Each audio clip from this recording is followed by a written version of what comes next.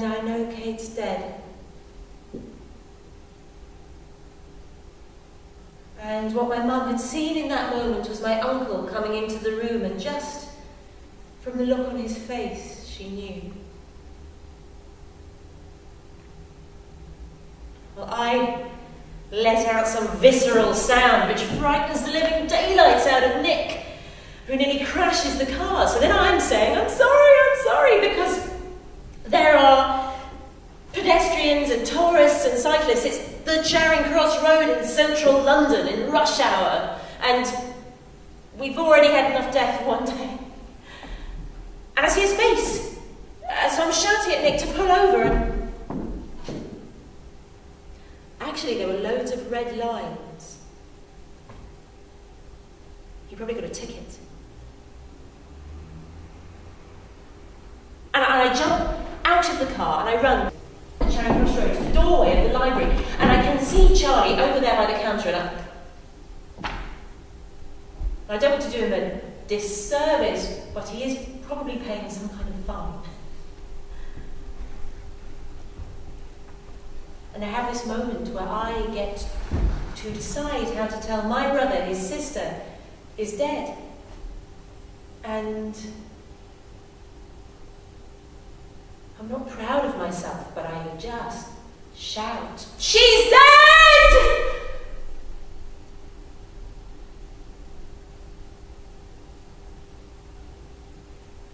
And the whole place turns to me.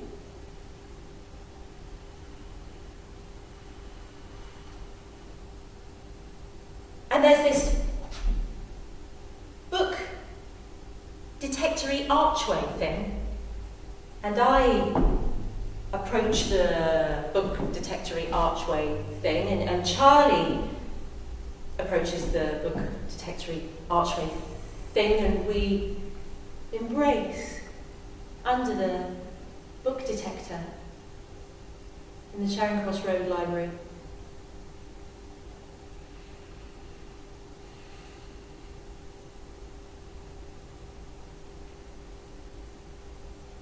When we get to the theatre, I say to my colleagues, yeah, well, no, fine, I'll go on, it's not a problem. I mean, I haven't got to go to Nairobi. Kate can't die again. It's completely fine.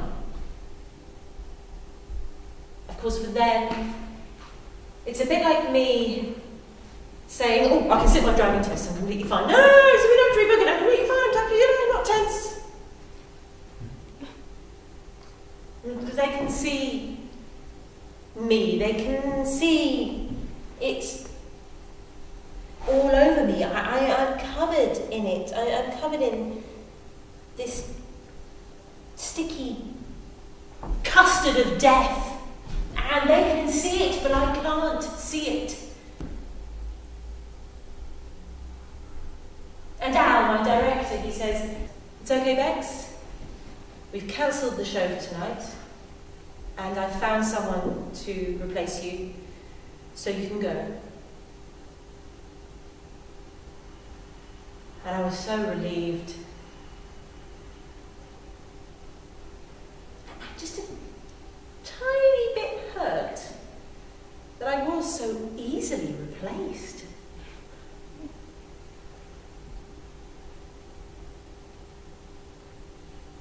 And this day that had begun, I had a clear vision then and for a long time afterwards of my life on railway tracks, literal railway tracks, and in the moment of Kate's death, this glass wall drops, and suddenly I'm on these tracks. And I can see my old life through the glass, but I can't get to it. And for a while, these two sets of tracks run along in parallel. You can see in my diary the next day I was meant to be having lunch with my friend Trev on the 10th of February 2005, but I never did have lunch with my friend Trev. And gradually, inexorably, these two sets of tracks pull apart, and truck goes sailing off into the distance, out of sight. And it's not what I want, but I can't do anything about it. And I'm stuck here on these, frankly, inferior tracks. And I thought to myself, well, I'm not coming back to finish the play.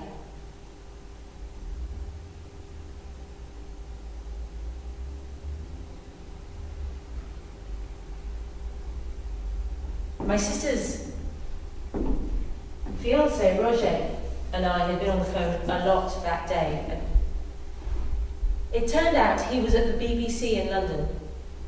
I hadn't even known he was in the country. Journalists! Anyway, he says he's coming round. And there he is, in my kitchen, talking on the phone in French and Lingala. He's Congolese. Ma femme est morte. Ma femme est morte. And this is a guy whose father was killed in a political assassination. Here he is reliving it in my kitchen. Ma femme est morte. Ma femme est morte. To his brothers and sisters who haven't met Kate yet.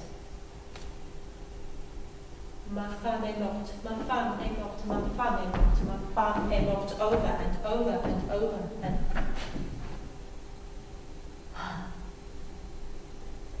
Up in the sitting room, it's all over the telly. It's heading up the evening news. And there's that picture of Kate, the picture I have in my keyring. Actually, it's quite a good picture of Kate, which is nice. And surprising, because it was her identity card. Photograph, and well, we normally look like mass murderers in those. Oh, and the phones didn't stop. At one point, I had my school friend Kirsty on the landline, and our school friend Caroline on the cell, and I put them on to one another so they could have a chat.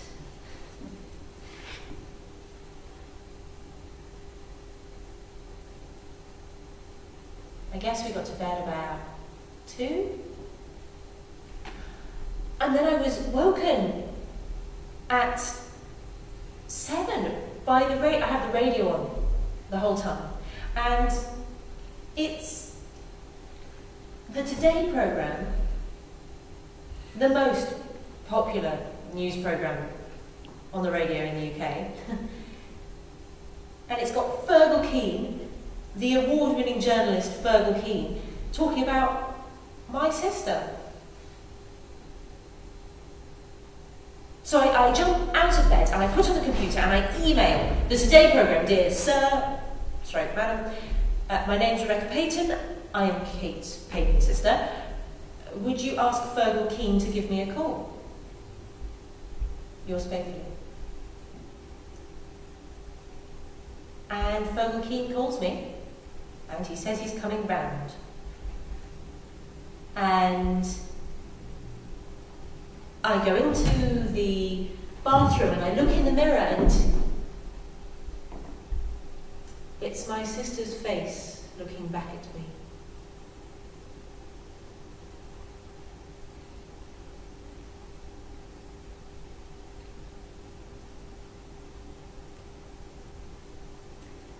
When Fergal Keane arrives, we both get quite a shock.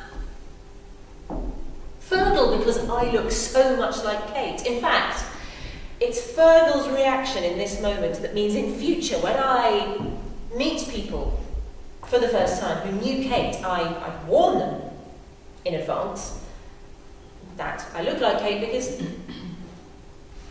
well, it's very dispiriting when you meet somebody for the first time and they just go,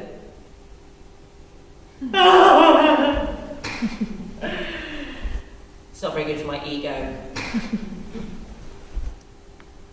Of course, I get a shock because it's Fergal Keane, the award-winning Fergal Keane on my doorstep. Yes. It's a pity Kate had to die to bring him here.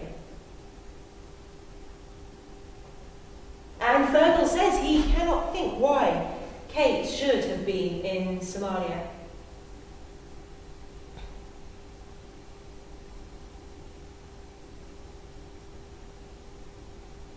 Later that day, I go against everything that my mum has taught me, and I accept a lift from a man I hardly know. But Fergal was so keen to give me a lift to the airport, I couldn't say no.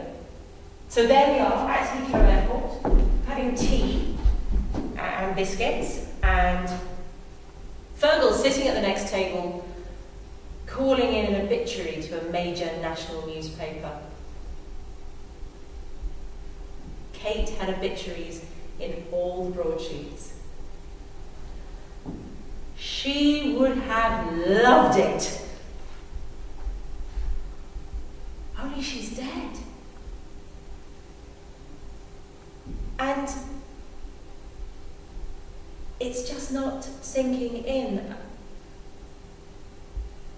I think for every one of us, it must be different. But for me, I think it will take the rest of my life. But certainly now, just 24 hours after we got the news, it's too surreal.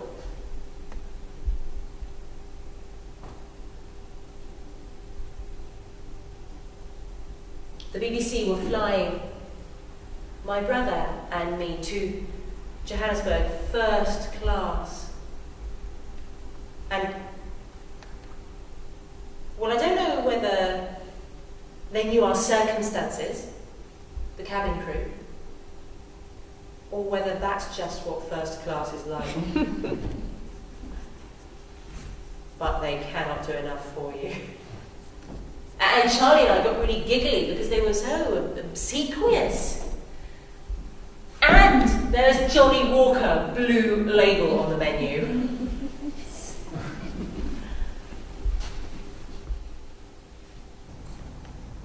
None of which is enough to stop my big brother from getting tearful and saying he just keeps thinking he's lost his oldest friend.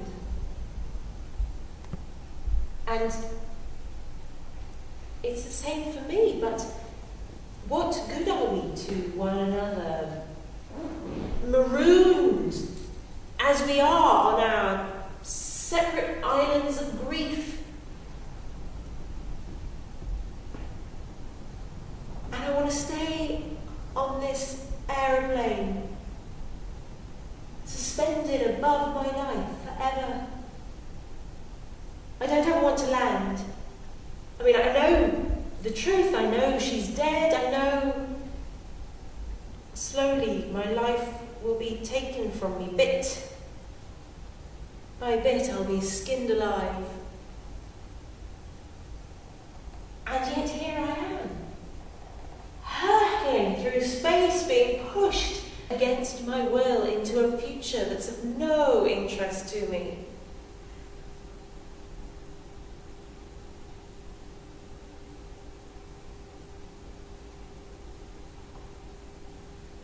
People would go on after this to comfort us. They would say to us, Kate's still with you.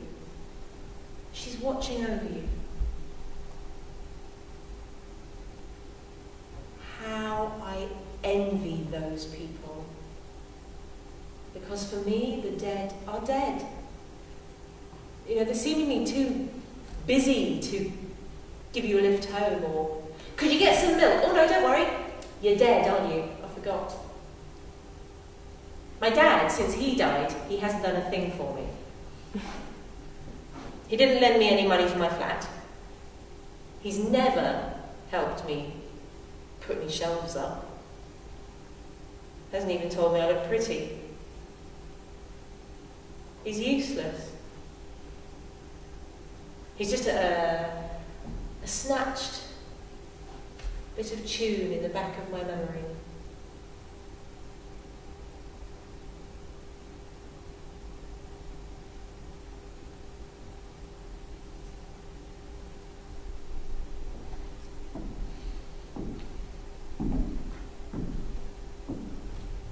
In Johannesburg, we went to Kate's office.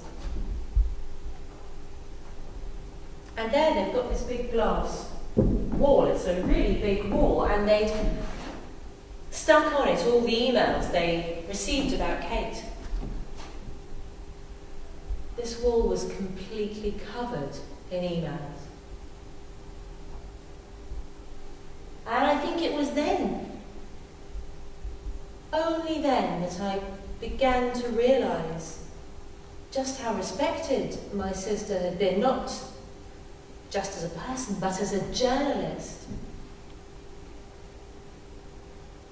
I mean, she was never one to brag, and she'd struggled with her working life a lot, especially in the last 2 years of her life. And so even though she had one of the most desirable jobs that there is in news gathering, and she worked for, arguably in 2005, the most respected news organisation in the world, I think because of the way she spoke about herself, it didn't cross my mind that she was so respected. And now here's this wall of evidence, and I thought she would have been surprised too. And I couldn't help but think, why isn't she here to see this?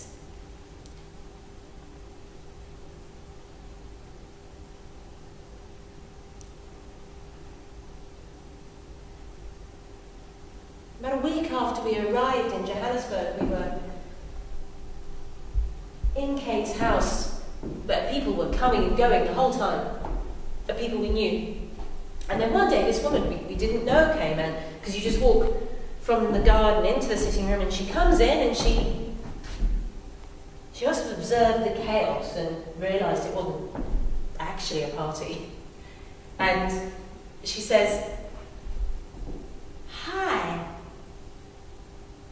My team have just cleaned the swimming pool, and I was wondering, is Miss Peyton around for the money?" Well, we have to break it to her that we're very sorry, but in fact Miss Peyton is dead. It's a bit of a shock for her. Of course, then she's thinking, no, how am I going to get the money? Point to self. In future, before cleaning the swimming pool, make sure that the person who pays for the swimming pool to be cleaned is still alive before you start. I thought it was like page 1 of the manual. Anyway, we go through our pockets and our handbags. We give her the money. And then she says, "Normally we clean the pool once a fortnight. Just thinking about 2 weeks from now. Would that be convenient?"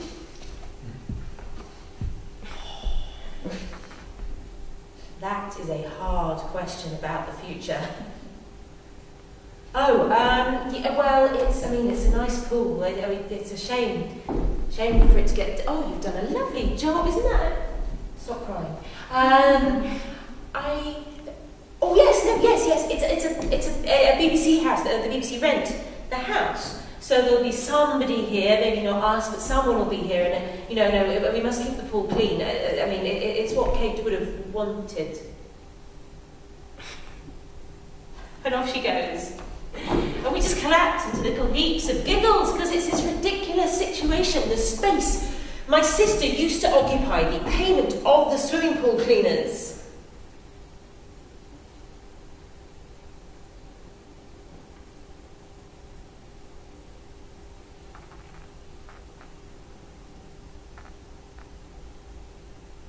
find myself asking myself, what would Kate want about whatever? And then I'd think, stuff what Kate would want. She's dead. The dead do not get a vote in my democracy.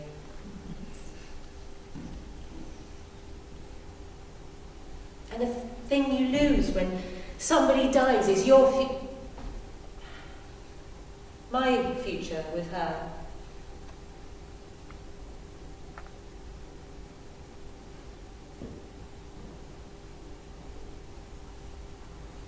She didn't even send me a birthday card. I was hurt and angry, and it made no difference that she died 6 weeks before my birthday. Although I did have a good birthday party.